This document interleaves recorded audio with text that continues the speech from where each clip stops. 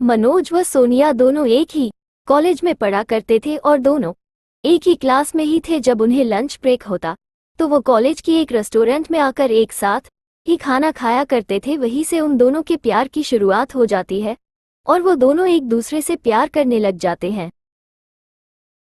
सोनिया, मैं तुम्हें कुछ कहना चाहता था लेकिन मुझे डर था, लेकिन मैं आज तुम्हें बता ही देता हूँ।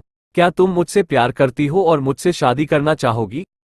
मनोज, तुमने तो आज मेरे मन की बात छीन ली। अगर यह बात आज तुम नहीं कहते तो मैं तुम्हें ये बात कह देती। तो बस सोनिया, अब तुम तुम्हारे घर वालों को कन्वेंस करो। मेरे घर वालों की हाँ है, बस मैं तुझसे जल्द ही शादी करने वाला हूँ। फिर उन दोनों की हाँ हो जाती है और सोनिया व मनोज दोनों की बड़े धूमधाम के साथ शादी हो जाती है। उन दोनों की लव मैरिज थी। फिर सोनिया व मनोज शादी करके अपने घर पर आ जाते हैं। आज सोनिया का ससुराल में पहला दिन था और वह चाहती थी कि आज उसका पहला दिन सबसे खास हो। तभी सोनिया की सासू माँ भी वहां पर आ जाती है। अरे माँ, अब आपको काम करने की कोई आवश्यकता नहीं है। आपकी बहू सोनिया आ गई है, अब वो सब कुछ संभाल लेगी। अरे बेटा, मेरे अभी हाथ पाँव में इतनी ताकत है कि मैं अपना काम खुद कर सकती हूँ और किसी को कहने की कोई जरूरत नहीं है। सोनिया अपनी सासू माँ की ये बात कहने पर वह समझ जाती है कि सासू माँ अपनी बहू से इतनी खुश नहीं है। वह समझदार थी, इसलिए कुछ ना बोलकर सीधे अपने कमरे में चली जाती है ताकि घर में शांति रहे। इन आजकल की बहू को देखो, बस इन्हें तो कुछ कहने की जरूरत है, फिर तो यह अपना मुंह सुजा लेगी और वहां से चली जाएगी, किसी से बात नहीं करेगी। फिर धीरे धीरे समय गुजरता जाता है। सोनिया को भी एक हफ्ता हो चुका था। एक दिन सोनिया की सास सोफे पर बैठी हुई थी। तभी सोनिया अपनी सास के लिए चाय बना कर लाती है और सास को दे देती है और सोनिया चाय पीने लग जाती है। अरे ये कैसी चाय बनाई है? इसमें तो ना चीनी है ना चाय ना अदरक, बस ऐसे ही ला दिया। इतनी बड़ी हो गई लेकिन चाय बना नहीं आता। फिर सोनिया कुछ नहीं कहती है और किचन में चली जाती है और सबके लिए खाना बना देती है। फिर सभी लोग इकट्ठा हो जाते हैं और खाना खाने लग जाते हैं, लेकिन सोनिया की सासू को बस कुछ ना कुछ चाहिए था।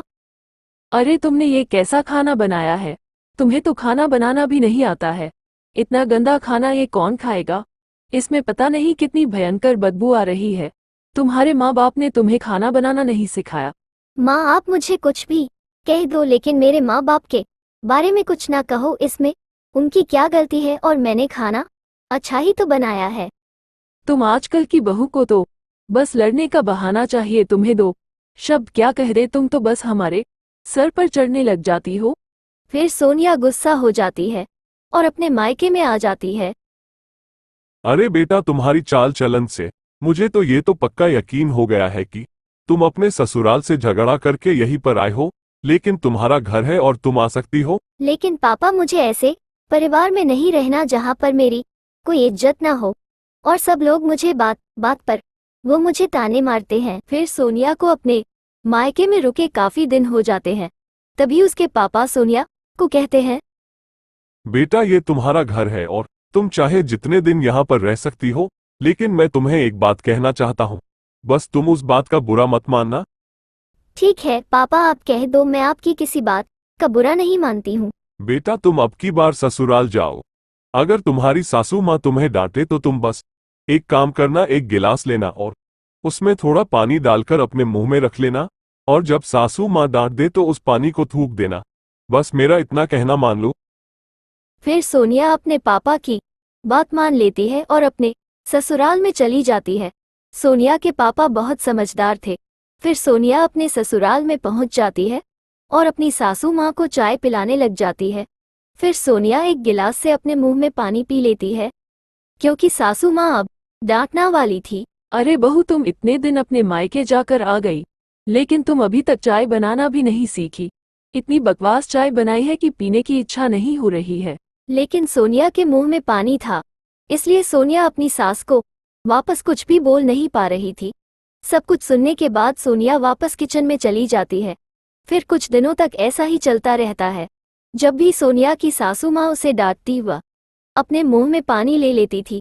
एक दिन भी जब सोनिया अपनी सासों को चाय पकाने के लिए आई तो सोनिया ने अपने मुंह में पानी ले लिया था और सोनिया की सासू माँ सोनिया को डांट रही थी। फिर सोनिया अपने किचन में चली जाती है। अरे मैं अपनी बहू को इतना भला बुरा कह रही हूँ, लेकिन यह मुझे पलटकर जवाब भी नहीं दे रही है। यह मुझसे कितना प्यार कर रही है और मैं इससे कितना गलत व्यवहार कर रही हूँ। बहू मुझे माफ कर दो, मैं तुम्हें कितना भला बुरा कहा और तुम मुझसे इतना प्यार करती हो, मुझे आज पता चला। मुझे माफ कर दो। फिर उन दोनों में बहुत प्यार हो जाता है और वो दोनों मिलजुल कर रहने लग जाते हैं। तभी तो कहते हैं जीवन में कम बोलना चाहिए ताकि आप ऊंचाइयों को पा सके। एक समय की बात है, लकी वो उसका दोस्त दोनों शहर के सबसे बड़े रेस्टोरेंट में खाना खाने के लिए आते हैं। उन दोनों का ज्यादातर डिनर बाहर किसी ना किसी होटल पर ही होता था और इस बार दूसरे रेस्टोरेंट पर आ जाते हैं। वो दोनों अपनी टेबल में बैठ जाते हैं और अपने खाने का इंतजार करने लग जाते हैं। कुछ समय बाद उनका खाना आ जाता है। फिर वो दोनों खाना खाने लग जाते हैं। अरे यार लकी, मुझे तो ये खाना इतना टेस्टी भी नहीं लग रहा है। चलो ना हम किसी दूसरे रेस्टोरेंट में चलते हैं और वहां पर खाना खाते हैं। अरे रोहित नहीं यार, अब इतने पैसे दिए हैं खाने के तो इसे पूरा तो खाकर ही जाएंगे। लेकिन जब लकी खाना खा रहा था तब लकी की नज़र एक वहां पर खाना खा रही लड़की पर पड़ती है। वो लड़की इतनी सुंदर थी कि जब लकी उस लड़की को पहली बार देखा है तो लकी को उस लड़की से प्यार हो जाता है। लेकिन लकी का बैड लक था कि वो लड़की अपना खाना खत्म करके वहां से चली जाती है। अरे यार लकी, मैं तुम्हें कितने देर से आवाज दे रहा हूँ, तुम मेरी बात सुनी नहीं रहा है। तेरा ध्यान किधर है? लकी को उस लड़की की आवाज सुनाई नहीं दे रही थी। फिर लकी वहां से खाना खत्म करके चला जाता है। फिर शाम को लकी अपने घर पर पहुंच जाता है और देर रात हो जाती है। समय रात का 12 बजे बज गए थे, लेकिन लकी की आंखों में तो नींद का कोई सवाल ही नहीं था। लकी की नींद व चैन सब उठ गए थे। अब लकी तो किसी न किसी तरह से उसे लड़की से मिलना चाहता था, लेकिन लकी के दिमाग में तो सिर्फ उस लड़की की तस्वीर ही छप चुकी थी और लकी को तो बार बार वह लड़की ही दिखाई देने लग जाती है। लकी तो किसी न किसी कीमत पर उस लड़की को पाना ही चाहता था। अरे यार, अब मैं उस लड़की से कैसे मिल सकता हूँ? मैं एक काम करता हूँ, कल इस रेस्टोरेंट में चला जाऊंगा, क्या पता वो लड़की वहीं पर खाना खाने के लिए आ जाए। फिर अगली सुबह हो जाती है और लकी उस रेस्टोरेंट में पहुंच जाता है और उस लड़की को चारों तरफ देखने लग जाता है, लेकिन लकी को वो लड़की कहीं पर भी दिखाई नहीं देती। फिर लकी को रात भी हो जाती है। अरे यार, मैं अब क्या करूं? वो लड़की तो मुझे कहीं पर भी दिखाई नहीं दे रही है, पता नहीं वो कहाँ चली गई। एक काम करता हूँ, थोड़ी देर और इंतजार करता हूँ। फिर लकी कुछ देर तक रेस्टोरेंट में और इंतजार करता है, लेकिन वो लड़की नहीं आती। फिर लकी भी काफी थक चुका था और वह अपने घर पर आकर सो जाता है, क्योंकि लकी को 1 हफ्ता हो चुका था, लेकिन उसे वो लड़की नहीं मिल पाती है। फिर लकी हार मानने वाला नहीं था।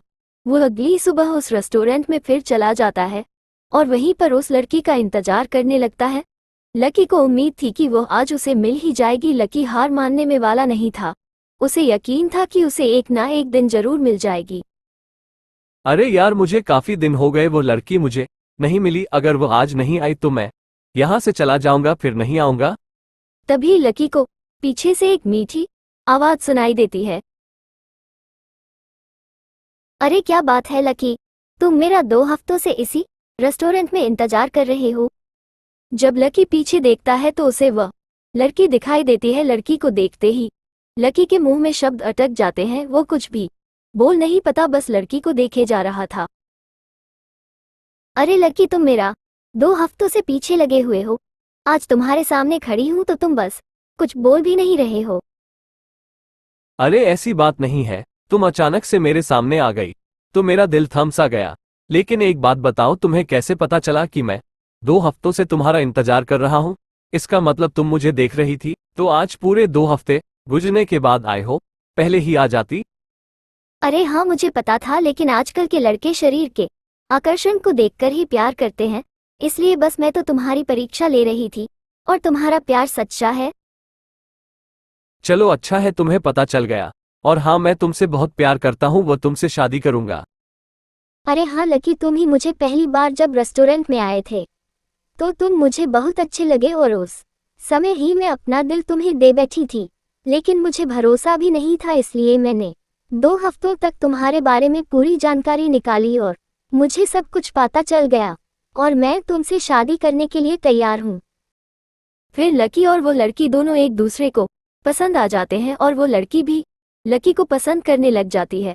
उन दोनों की लव मैरिज हो जाती है और लकी व लड़की दोनों फिर शादी कर लेते हैं और दोनों एक साथ रहने लग जाते हैं और अपना जीवन जीने लगा जाते हैं।